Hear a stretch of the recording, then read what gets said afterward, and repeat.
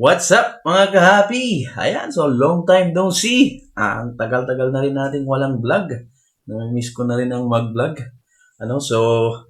Anyway, kamusta kayong lahat? Sana nasa mabuti kayong kalagayan. At kung bago pa lang kayo sa aking channel, huwag niyong kalimutang pindutin yung subscribe button, pati na rin yung bell icon para updated kayo kung meron tayong mga bagong videos na i-upload. So ito, huwag nating patagalin. Pag-usapan natin itong mga budget meal na mga dog food na pwedeng-pwede sa ating mga alaga. So nakita nyo naman dyan sa aking harapan ang beef teriyaki ng Pet One. So bibigyan natin ng review. So ito, nabili ko to online. Mura lang, nasa 500 plus lang. 8 kilos na. Diba? So murang-mura. Hindi ko alam, divide nyo na lang by kung parang magkano ang isang kilo niyan. Basta tipid na yan, isa sa mga pinakamura. At saka kung kung maganda ba ang quality, yan ang pag-uusapan natin. So available to online. Hindi ko alam kung meron din sa mga lugar ninyo, pero ito pang budget meal. Beef teriyaki ni Pet One. So ayan, inayos ko lang ko para makita natin yung mga analysis niya, tsaka yung dosage, tsaka yung ingredients, Makita nyo sa guaranteed analysis, crude protein 19%. Okay na rin yan. Hindi na yan masyadong mababa. Hindi na rin mataas. Sa ganitong mga prices ng mga dog food, 19%. Yung iba nga may makikita ka pang 16, 17, 18%. So 19% na protein, crude protein is not bad. Yan. Tapos fat, 8%. Nasa range din kasi kadalasan ganyan 8 to 12% yan. Tapos yan may fiber, may moisture, may ash. Tapos sa kanan makikita niyo yung mga recommended feeding guide. Depende sa laki ng mga alaga natin. Tapos sa ingredients, ang lagi-lagi nating titignan dyan yung mga naunang nakasulat. Kasi madalas yan yung mga main ingredients. So ang una, meat meal. So maganda siya. It's meat.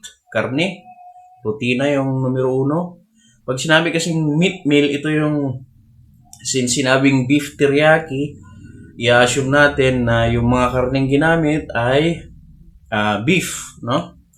Galing sa cattle, di ba?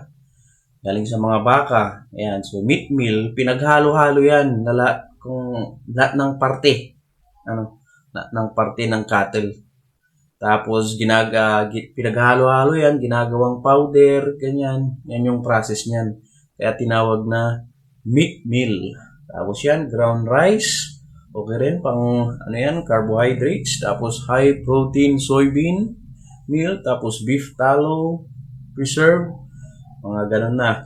Ayun Tapos mga amino acid, all those stuff. So ayun, budget meal lang ito. Nasa 500 plus nga lang, sabi ko, nabili ko lang ito online. So, kung kayong mga naghahanap ng mga budget lang na budget meal ng mga dog food, try nyo ito.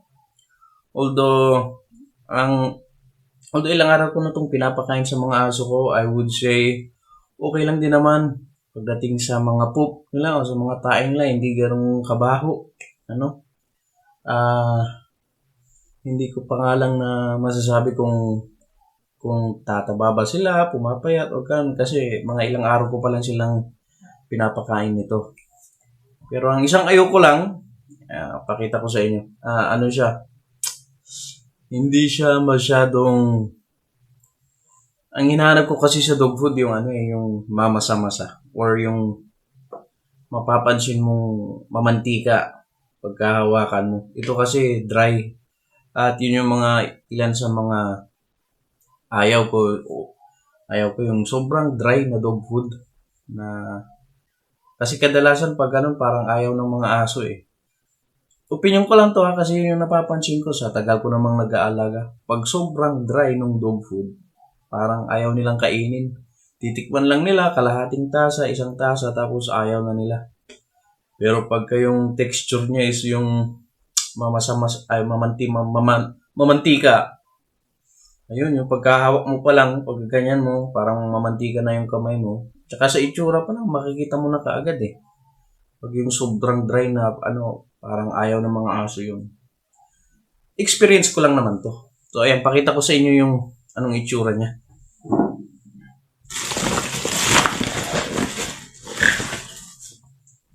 Ayan.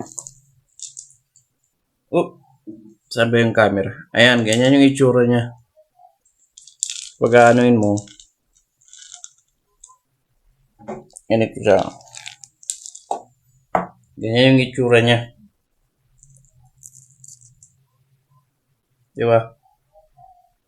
Hindi naman siya ganun ka-dry. Kasi pag hawakan mo, pag igaganyan mo, meron pa rin naman pero ayun, yan ang itsura niya.